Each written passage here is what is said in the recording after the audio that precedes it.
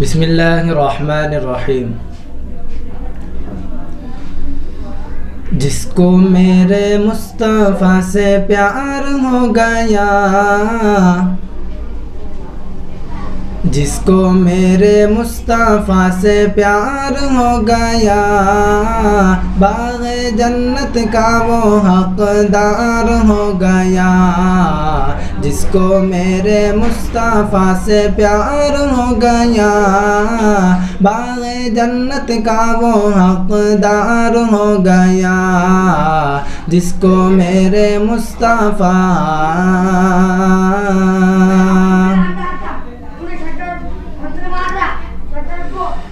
دل کی گہرائیوں سے سچ سچ جان کر زندگی گزاری، جس نے ان کی باتیں مان کر، دل کی گہرائیوں سے سچ سچ جان کر زندگی گزاری، جس نے ان کی باتیں مان کر، پھر تو سمجھو اس کا بیڑا پار ہو گیا۔ جس کو میرے مصطفیٰ سے پیار ہو گیا، پھر تو سمجھو اس کا بیڑا پار ہو گیا۔ جس کو میرے مصطفیٰ سے پیار ہو گیا، جس کو میرے مصطفیٰ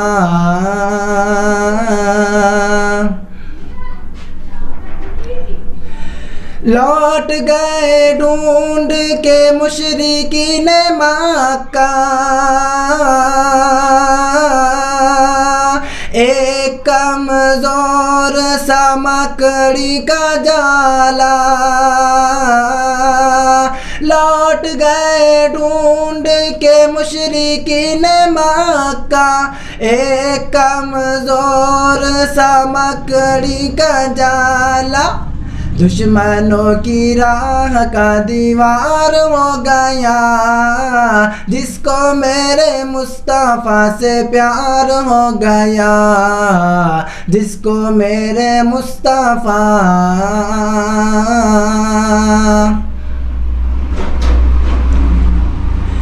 دبلی پتلی دائی حلیمہ کی اونٹنی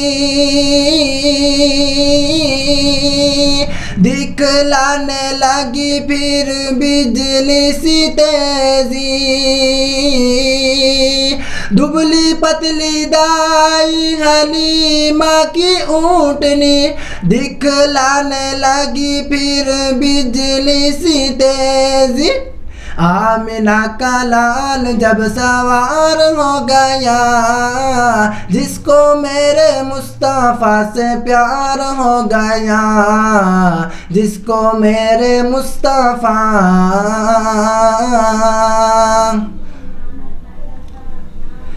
میرے سرکار جب تشریف لائے، کلی کلی کھلی اور پھول مسکرائے، میرے سرکار جب تشریف لائے، کلی کلی کھلی اور پھول مسکرائے، سارا سنسار گلزار ہو گیا۔ جس کو میرے مصطفیٰ سے پیار ہو گیا، جس کو میرے مصطفیٰ سے پیار ہو گیا، باغ جنت کا وہ حقدار ہو گیا، جس کو میرے مصطفیٰ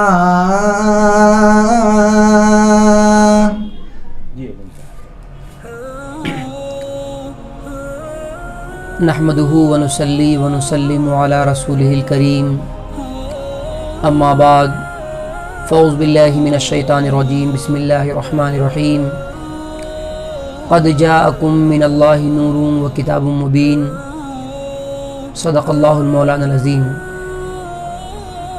انتہائی قابل احترام محترم ناظرین، السلام علیکم ورحمۃ اللہ وبرکاتہ۔ سب سے پہلے تو میں ماہ ربیع النور شریف کی آمد کہ اس بابرکت موقع پر آپ تمام کو دل کی گہرائیوں سے مبارکباد پیش کرتا ہوں اور دعا گو ہوں کہ اللہ تبارک و تعالیٰ اس ماہ ربیع النور، ماہ ربیع الاول کو ہم تمام کے لیے خیر کا، برکت کا ذریعہ بنائے۔ محترم ناظرین، آپ تمام کے سامنے جو آیت کریمہ میں نے پیش کی ہے اس میں رب ارشاد فرما رہا ہے قد جاءکم من اللہ نور و کتاب مبین، تحقیق کہ آیا تمہارے پاس اللہ کی جانب سے ایک نور اور روشن کتاب۔ آقا علیہ السلام کی ولادت اللہ تبارک و تعالیٰ کا بہت بڑا انعام ہے، یہ اللہ کا بڑا فضل و کرم ہے کہ اللہ تعالیٰ نے ہم تمام کو آقا نامدار صلی اللہ تعالیٰ علیہ وآلہ وسلم کی امت میں پیدا فرمایا۔ آپ حضرت ابراہیم علیہ السلام کی دعا ہیں، انہوں نے دعا فرمائی تھی ربنا وبعث فیہم رسولا، اے اللہ ان میں سے ایک رسول بھیج دے۔ اللہ تعالیٰ نے آپ کی دعا قبول فرمائی، بلکہ اللہ کے نبی سیدنا عیسیٰ علیہ السلام نے آقا نامدار کے تعلق سے یہاں تک فرمایا وَمُبَشِّرًا بِرَسُولٍ يَأْتِي مِن بَعْدِ اسْمُهُ احمد، اور میں تمہیں خوشخبری سناتا ہوں ایک رسول کی جو میرے بعد آئیں گے جن کا نام احمد ہوگا۔ بلا تمثیل آقا نامدار صلی اللہ تعالیٰ علیہ وآلہ وسلم کی آمد یہ اللہ تعالیٰ کا بہت بڑا انعام ہے۔ آپ کی آمد سے پہلے اگر ہم دنیا کے حالات کو دیکھیں، پوری دنیا کفر و شرک کی تاریکی میں مبتلا تھی۔ ایسے ماحول میں اللہ تبارک و تعالیٰ نے آپ صلی اللہ علیہ وسلم کو اس کائنات کے اندر مبعوث فرمایا۔ یہ تو اللہ کا بڑا کرم ہے کہ ہمیں بڑی آسانی کے ساتھ ہمیں آقا نامدار صلی اللہ علیہ وسلم کی امت میں ہونے کا شرف حاصل کیا، لیکن لوگوں نے اس کے لیے بڑی قربانیاں دی۔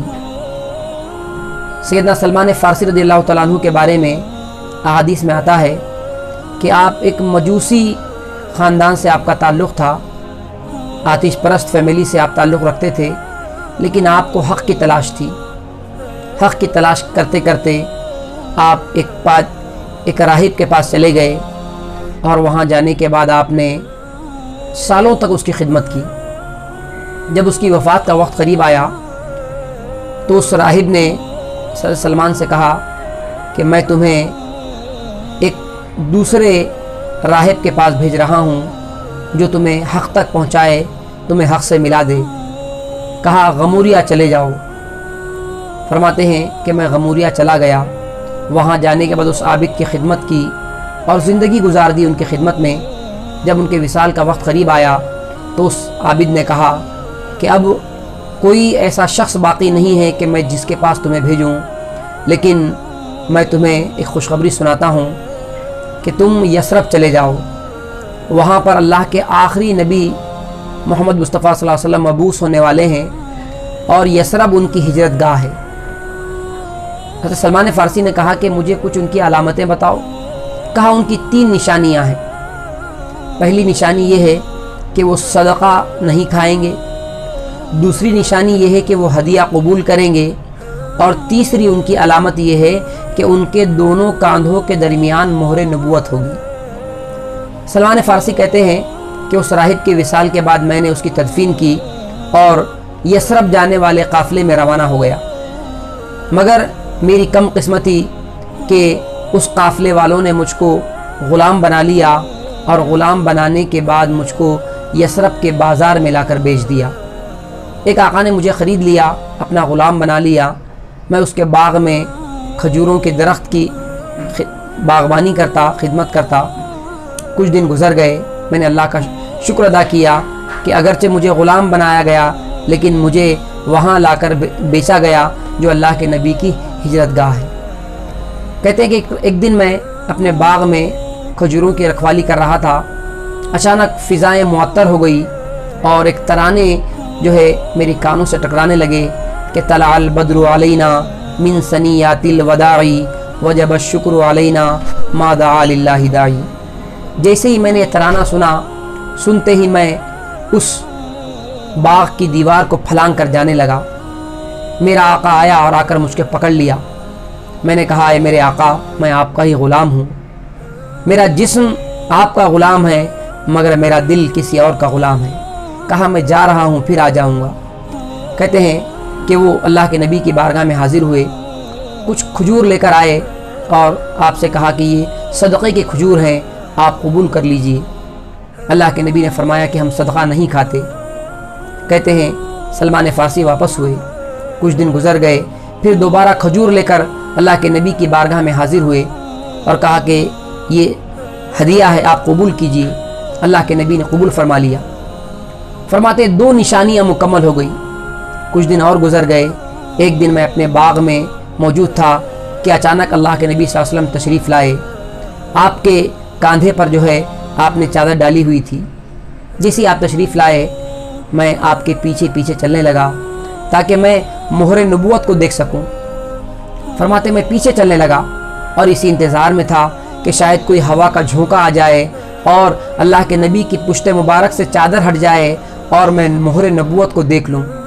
اللہ کے نبی صلی اللہ علیہ وسلم میرے اس خیال پر مطلع ہوئے اور آپ نے اپنی چادر کو اٹھایا اور چادر کو میری جانب پھینک دیا اور کہا اے سلمان جس بات کا تمہیں حکم دیا گیا اس کو تم دیکھ لو.